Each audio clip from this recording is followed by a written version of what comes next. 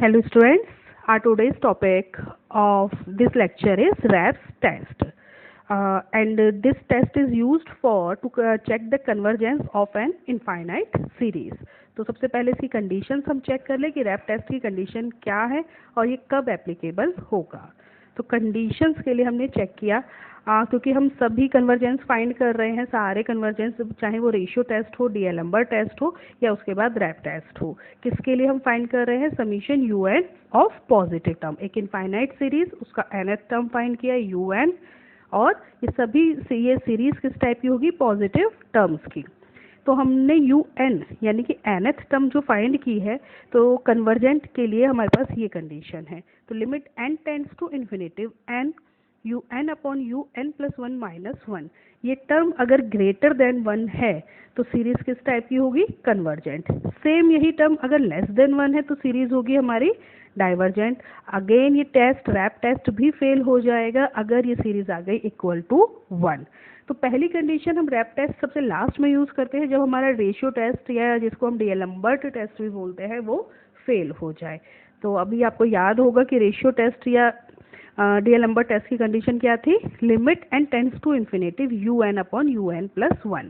Same condition इसमें भी थी, अगर ये ग्रेटर देन वन है तो कन्वर्जेंट है, लेस देन वन है तो सीरीज डाइवर्जेंट है, और ये फिर से इक्वल टू वन आ गया तो हमारा टेस्ट फेल होता था रेशियो टेस्ट से। तो जब ये रेशियो टेस्ट फेल हो गया तब हम यूज करेंगे राबिस या रैप्स टेस्ट। ठीक, तो रैप टेस्ट की कंडीशन हमने यहाँ पे तीनों चेक कर ली, कन्वर्जेंट और मेनली इसको डाइवर्जेंट के लिए हम चेक करेंगे। स्टूडेंट, क्योंकि हमारे पास सीरीज की बात कर रहे हैं जो पॉजिटिव टर्म्स की है, तो हमें nth टर्म भी फाइंड करना है। तो सीरीज या तो AP होगी या फिर GP होगी मोस्ट प्रोबेबली। तो AP का nth टर्म याद होगा सभी को, लिखा हुआ है यहाँ पे A plus n minus one into D. अगर सीरीज GP में आपको फाइंड होती है तो उसका nth टर्म फाइंड करने के लिए आप क्या फॉर्मूला अप्लाई करोगे? A into r to the power n minus one.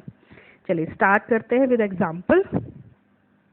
Example number 1, test the convergence of series. Series यहाँ पे हमें ये गिवन है, तो हमें सबसे पहला काम क्या करना है? इसकी nth टर्म हमें फाइंड करनी है। आप ये देख रहे हो कि सारी वैल्यूज रिपीट हो रही है, यहाँ तक सारी वैल्यूज लास्ट वाली वैल्यू के साथ आई हैं, तो ओब्वियसली आगे भी सेम होंगी। तो हम इस सीरीज का nth टर्म फाइंड कर लें। अगर आप 1, 5, 9 और 13 को देखें तो ये न्यूमरेटर में क्या सीरीज बनाएगी? AP। AP के लिए हमने क्या फॉर्मूला अप्लाई किया? A plus n minus one into d. तो इसका nth टर्म आया 4n minus three to the power 2। ठीक है, क्योंकि सारी series 1 square, 5 square, 9 square, 13 square, तो इस पे भी 4n माइनस थ्री, तो इसका nth टर्म हुआ। क्योंकि होल स्क्वायर सभी के साथ एप्लीकेबल है तो इस टर्म में भी स्क्वायर आएगा। इसी तरह से डिनोमिनेटर हम चेक करते हैं। हमारे पास है 4, 8, 12, 16, तो यहाँ पे भी ये AP बन रही है जिसका डिफरेंस क्या है? 4 है। तो यहाँ पे भी AP का फॉर्मूला यूज करिए और nth टर्म आया इसका 4n का होल स्क्वायर। होल स्क्वायर सिर्फ इस वजह से क्योंकि हर टर्म के साथ हमारा स्क्वायर है, तो हर जितनी भी सीरीज होंगी सब में AP या GP वो अकॉर्डिंगली आप चेक कर सकते हो। तो होपफुली UN अब आपका क्लियर है। कोई भी टर्म चूज कर लीजिए, मोस्ट लास्ट की टर्म्स चूज कर लीजिए क्योंकि सभी लास्ट के टर्म को कैरी कर रहे आगे भी, तो हम इसी तरह से nth टर्म फाइंड कर सकते हैं इस क्वेश्चन के लिए। nth टर्म फाइंड हो गई। नेक्स्ट हमें चाहिए होता है UN upon UN plus one, तो हमने UN प्लस वन फाइंड किया। तो ओब्वियसली n की जगह आप क्या रखोगे? अगर ये UN है तो UN प्लस वन इसके वन टर्म आगे का वैल्यू होगी, तो n की जगह आपने इस टर्म में क्या रखा? n plus one. इसी तरह से ये nth टर्म, तो यहाँ पे आ गई आपके ये वैल्यू कहलाएगी n प्लस वनथ टर्म। इसी तरह से अगर ये nth टर्म है तो ये वैल्यू होगी हमारी n प्लस वनथ टर्म। ठीक, तो UN and UN plus one आप दोनों फाइंड कर लोगे। हमें चाहिए होता है सबसे पहले क्वेश्चन में आप रेप्स टेस्ट नहीं लगाएंगे, सबसे पहले हम टेस्ट करेंगे रेशियो टेस्ट को या फिर डीएलएम्बर्ट टेस्ट से।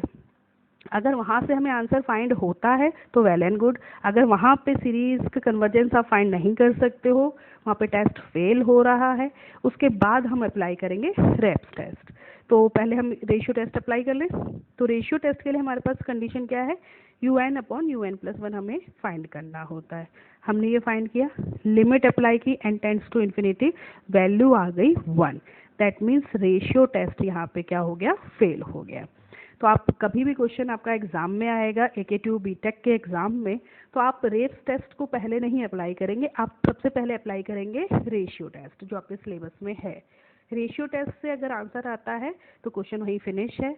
रेशियो टेस्ट अगर इक्वल टू 1 दे देता है तो आप इसको आगे सॉल्व करोगे रेप्स टेस्ट से। ठीक है, तो यहाँ तक तो हमने सिर्फ रेशियो टेस्ट अप्लाई किया, चेक किया कि रेशियो टेस्ट तो हमारा फेल हो गया। फेल हो गया तो हमारे पास नेक्स्ट कंडीशन बची है रेप टेस्ट अप्लाई करने की। तो रेप्स टेस्ट के अकॉर्डिंग हमें वैल्यू फाइंड करनी होती है un अपॉन un+1 - 1 की। हमने वैल्यू फाइंड कर ली un, तो सिंपल LCM लेके माइनस करके वैल्यूज फाइंड करनी है। कंडीशन है n, un अपॉन un+1 - 1, ये भी हमने फाइंड कर लिया क्योंकि आपको मालूम है नेक्स्ट स्टेप में आप n tends to infinitive apply करने वाले हो। तो n की सारी वैल्यूज कोशिश करिए कि इन्फिनेटिव ना दे, क्या दे, 0, मैक्सिमम 0 दे सकती है क्या। तो हम क्या करेंगे, n कॉमन लेके 1 अपॉन n की फॉर्म बनाएंगे। तो हमने यहाँ पे यही किया है, 1 अपॉन n की फॉर्म बनाई। तो यहाँ पे हमने लिमिट अप्लाई की, वैल्यू आई 24/16। सॉल्व करने की ज़रूरत नहीं है, हमें वैल्यू नहीं पूछी जाएगी, हमें पूछा गया है ये कन्वर्जेंस। तो ये वैल्यू आई ग्रेटर देन 1। तो रेप टेस्ट के अकॉर्डिंग समीशन un क्या हो गया, कन्वर्जेंट। ठीक है, तो सबसे पहले आप स्टार्ट करोगे रेशियो टेस्ट से, यानी कि un अपॉन un+1। पहले आंसर वहाँ आ जाता है तो अच्छी बात है, नहीं यहाँ पे टेस्ट फेल हो गया तब आप अप्लाई करेंगे रेप टेस्ट। इस क्वेश्चन को स्टार्टिंग से ही रेप टेस्ट से लेके नहीं चलेंगे। ठीक, चलिए यहाँ पे तो एग्जैक्ट वैल्यूज आ रही थी, आप कैलकुलेट कर पाए। अब वो क्वेश्चन चेक करते हैं जिसमें x आएगा, जिसमें x की कंडीशंस बनती हैं। Next example, example number 2, test the convergence of the series 1 + 3/7 × x 3 6 7 10 x², 3 6 10 7 10 13 x³ and so on. तो ऐसी सीरीज का सबसे पहला काम है हमारा nth टर्म को फाइंड करना, देन रेशियो टेस्ट अप्लाई करना। रेशियो टेस्ट फेल होता है तो रेप टेस्ट अप्लाई करना। ठीक है, 3 आपके पास एक तरह से स्टेप्स हो गए। अब यहाँ पे हमें nth टर्म फाइंड करना है। अगर आप लास्ट टर्म पे ध्यान दें या सेकंड लास्ट पे या उससे पहले, तो हमारा 1 जो है वो इंक्लूड है नहीं है, इससे कोई फर्क नहीं पड़ रहा सीरीज पे। ठीक, तो हम क्या कर रहे हैं, क्योंकि हमें तो nth टर्म चाहिए, हम इसको यूज़ कर सकते हैं।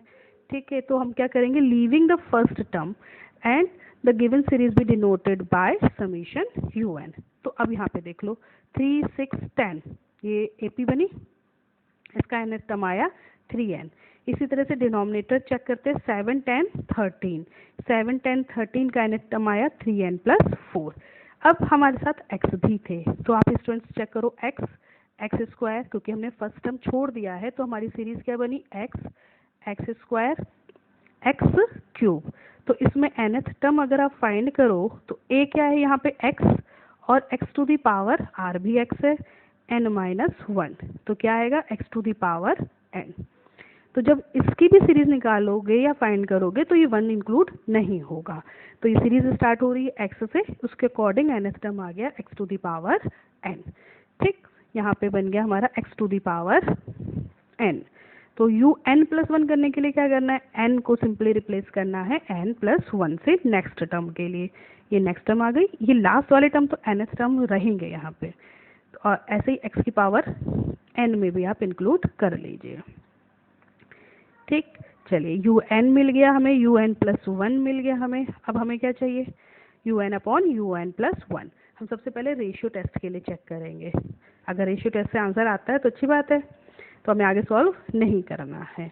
तो रेशियो टेस्ट के लिए हमें क्या चाहिए, un अपॉन un+1 और n टेंड्स टू इन्फिनेटिव। तो un अपॉन un+1, तो ये जब आप इसमें n कॉमन लेने के बाद इन्फिनेटिव लगाओगे तो हमारे पास वैल्यू बची है 1/x। अब 1/x कोई न्यूमेरिक वैल्यू नहीं है, तो ये कंडीशन के अकॉर्डिंग x बताएगा, x की वैल्यू बताएगी हमें कि कन्वर्जेंस होगा, कन्वर्जेंट होगा कि डाइवर्जेंट होगा या टेस्ट फेल होगा। तो कन्वर्जेंट की कंडीशन क्या थी, u N upon you N plus one greater than one, यानी कि वन अपॉन एक्स क्या होना चाहिए, ग्रेटर देन वन, यानी कि एक्स क्या होना चाहिए, लेस देन वन। डाइवर्जेंट की कंडीशन रेशियो टेस्ट से क्या है कि ये पूरी वैल्यू क्या होनी चाहिए, लेस देन वन। अब जब ये लेस देन या वन, यानी कि one upon x less than one होना चाहिए, दैट मीन्स एक्स क्या होना चाहिए, ग्रेटर देन वन। ये टेस्ट फेल कब हो जाएगा, रेशियो टेस्ट, जब ये वैल्यू किसके बराबर आएगी, इक्वल टू वन, यानी कि x क्या आ जाएगा, इक्वल टू वन। तो x is equal to one पे ये टेस्ट फेल हो गया, बाकी तो ये दोनों ठीक है कि x लेस देन वन होगा तो सीरीज कन्वर्जेंट है, x ग्रेटर देन वन होगा तो सीरीज डाइवर्जेंट है। अब हम इस x is equal to one के लिए चेक करते हैं कि सीरीज डाइवर्जेंट है या कन्वर्जेंट है। तो यहाँ पे हमें फिर से यूज करना है रेप्स टेस्ट। तो x is equal to one, तो U N upon you N plus one minus one find करते हैं। तो x की वैल्यू लास्ट टर्म जो नेक्स्ट पेज लास्ट पेज पे है उसमें क्या पुट कर देंगे, x इज इक्वल टू रखिएगा वन, तो हमें मिलेगा U N upon you N minus one, ये बचा four upon three N plus three. Condition के according N u N upon you N plus one minus one, ये रहा। लिमिट हमें अप्लाई करनी है, हमने अप्लाई कर दी, वैल्यू आई four by three greater than one. तो रैप टेस्ट से भी हमें पता चला कि जब x वन था तो सीरीज क्या थी, कन्वर्जेंट थी। ठीक, तो सीरीज कब कब कन्वर्जेंट हो गई, तो summation u n is convergent, अभी आपने लास्ट पेज पे चेक किया कि x लेस देन वन है तब भी कन्वर्जेंट है, और x इक्वल टू वन है तब भी सीरीज कन्वर्जेंट है। तो कन्वर्जेंट हम कैसे लिखेंगे फिर, x less than equal to one. और डाइवर्जेंट के लिए सिंगल कंडीशन है, लास्ट पेज पे हमने सॉल्व किया, x greater than equal to one. Hope students now you can easily understand the concept of Rape's test. So that's all for today. Take care.